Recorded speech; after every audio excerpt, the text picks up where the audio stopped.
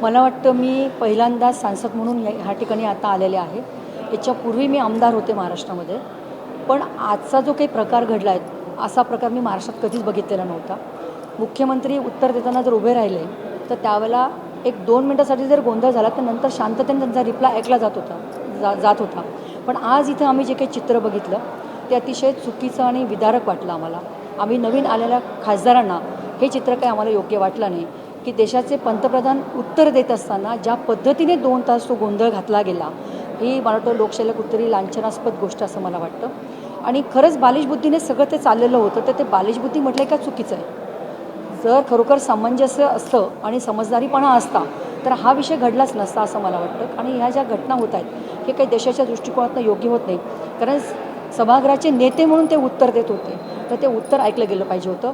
ज्यावेळेला विरोधी पक्षनेता बोलत होते त्यावेळेला आम्ही सगळेजण शांततेने जर ऐकत होतो तर त्यांनीही पंतप्रधानाचा रिप्लाय त्या ठिकाणी ऐकायला पाहिजे होता.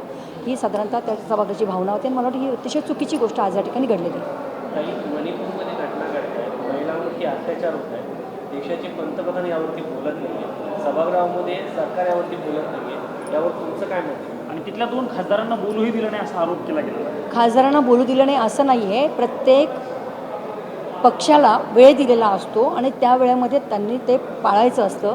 एखाद्या व्यक्तीने जर पूर्ण वेळ त्या पक्षाने जर घेऊन टाकला तर दुसऱ्या व्यक्तीला कशा पद्धतीने त्या ठिकाणी संधी मिळेल, तर या गोष्टी सांभाळल्या पाहिजे होत्या मला वाटतं. त्या सांभाळल्या गेल्या नाही, त्यामुळे या अशा प्रकार त्या ठिकाणी घडलेला आहे. म्हणजे जे सांगायचं पण खोटं बोल पण रेटून बोल असा तो प्रकार आम्ही त्या ठिकाणी बघितला आहे की योग्य झालं असं मला वाटतं.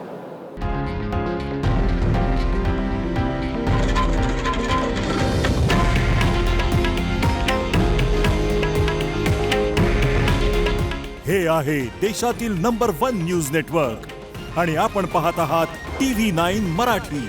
काळजी तुमची, हित महाराष्ट्राचं.